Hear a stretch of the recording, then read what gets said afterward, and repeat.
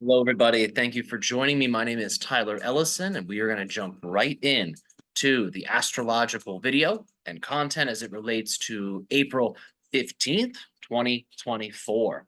So, we are currently experiencing the influence of the star Altair, which is connected to Leo. And now, this star is a rather malefic star. It is commonly associated with loss, severity, aggression, hostility, and it tends to bring out the shadow of a person. It really tends to invoke the lower self, the more animalistic dimensions of us. And this is, of course, because Leo is the most bestial of these zodiacal signs. That's sort of the irony of Leo. In one way, it's the king and the royalty and the opulence that comes with the royal class. Yet at the same time, it is seen as a beast-like sign, the most beast-like of all of them. So with Leo and the stars connected to it, we see this type of interesting polarity. Some stars being incredibly auspicious, other stars being incredibly malefic. So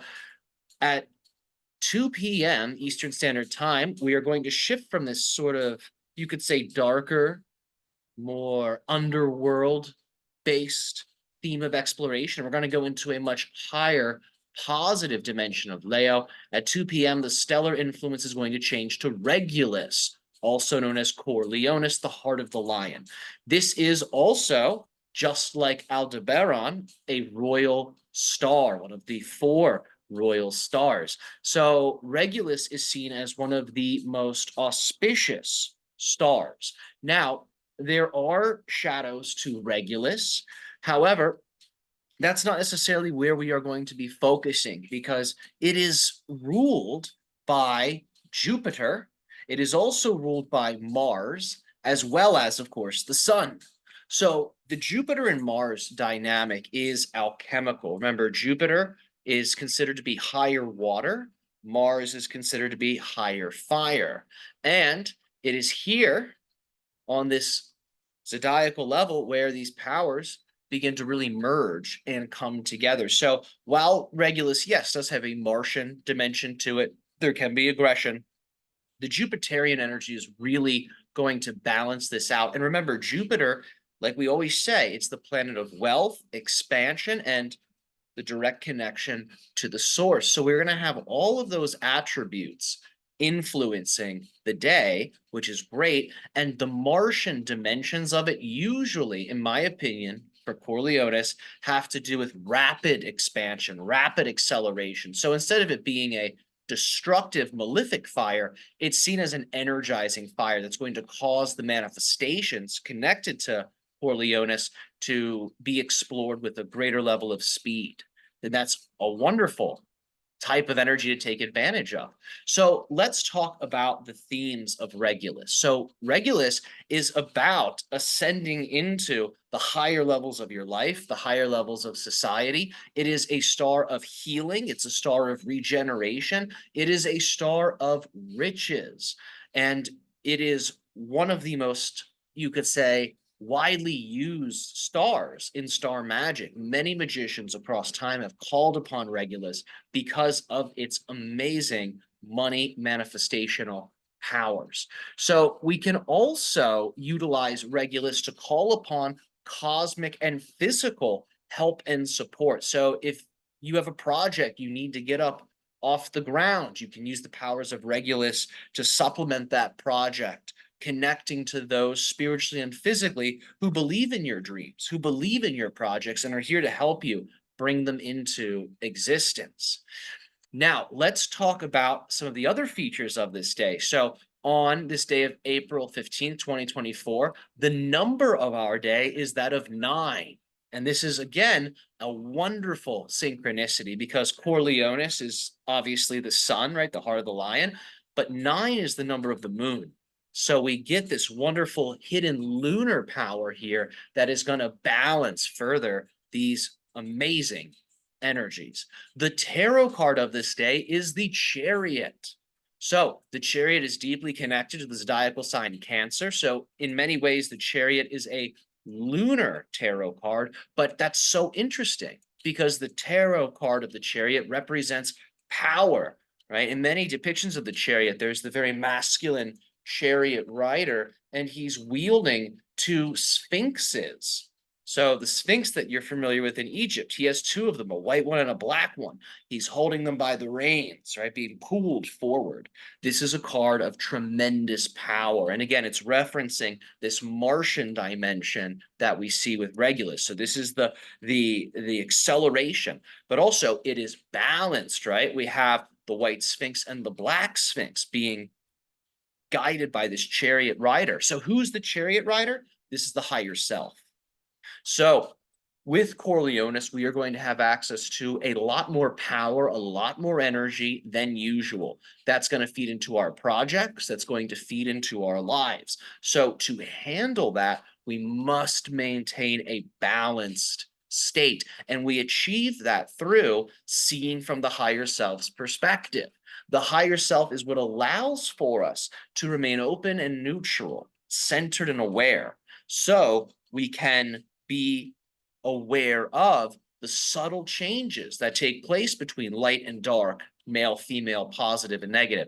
If we're not aware of those subtle changes and don't respond accordingly, well, we might not be putting enough tension into the riding, and one of those sphinxes might deviate to the left or right. So you have to be able to know the masculine and feminine powers in order to be able to guide them both in yourself and in the outer reality. And that's what the higher self allows for, because the higher self exists in a domain that is in many ways not affected by duality. It's not affected by the polarities that we experience on Earth. It's more integrative. So as we align with the higher self, we are able to summon and use this power intentionally in some miraculous ways. So the tarot card of the Chariot also relates to the ability to enchant objects. So if there are magical tools that you have, a wand, a crystal dagger, an organite pyramid, anything like this, this is a day to practice the art of enchanting. And that is specifically the bestowing of a magical property or effect into a sacred object. So this is different than what's called consecration. The consecration of an object is awakening its spiritual potential and summoning the divine spirit within the object. So it becomes unified with the will of the source. So your object in many ways supports your divine mission. That's the idea of consecration. Enchantment is about putting specific intentions into the object. They can be positive intentions, they can be negative intentions. It depends really on what the object's purpose is and your relationship to it. So on this day, we are encouraged to activate our magical tools, to charge them with power and energy in a way that is guided by what is called the true will of our higher selves. So true will, to summarize it, represents in many ways your reason for being here, your mission on earth, what you were created to do, right? The true will of a magic wand is to cast spells, right? The true will of a pendulum is to divine information. So the true will of a car, right, is to be driven. As you could see, all things have a purpose. So we are very special because we are not mere objects. We are living, organic, spiritual beings, and we too have a purpose. We call that purpose the true will, and it's everyone's mission to discover what this is for themselves. And yours will be unique. It's not going to be like everybody else's. Remember, we're all here to be ourselves and to give and receive love. And on the surface, that sounds very cookie cutter, right? There's not a lot of diversity in that type of experience. It's very unifying and holy. However, many people will say, well, it's a little maybe too inclusive and maybe too vague. So keep in mind that how you express yourself will contain within it your gifts, your strengths, your talents. You were born in such a way where you acquired these things, either naturally or through training. It's no mistake that you have them. It's our role to use our creativity to understand how these tools can be applied to create the transformations that our inner selves and the collective self are asking for. So the power of the Chariot can help you to get in touch with that higher self energy. So I recommend, I tell people this all the time, take the tarot card, keep it in your pocket. This jacket I have here, there's a nice pocket here. It's right over the heart.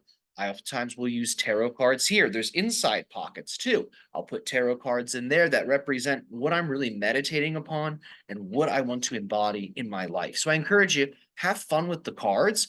They're not just for divination. Remember, divination is one of their magical uses. The tarot cards can be used for a multitude of purposes. If you are interested and want to learn more about this stuff, I invite you join our online school on Patreon titled The Temple of the Celestial Rose, where we do all of this stuff that I'm talking about. So if you want to go deeper, I encourage you join us there. It is very fun, and you will learn things that not only do I love to teach, but you'll learn things that you won't find really anywhere else. So we use some things that are common. You'll find some familiarity, but you're going to find a lot of information that's been passed down orally, that's been archived and explored from ancient books and grimoires. We pull out all the stops, all the bells and whistles for this particular school. So, my friends, I hope you have enjoyed this video. Enjoy the powers of Regulus, Corleonis, and the Chariot tarot card, and I will see you next time for our video on April 16th. Take care.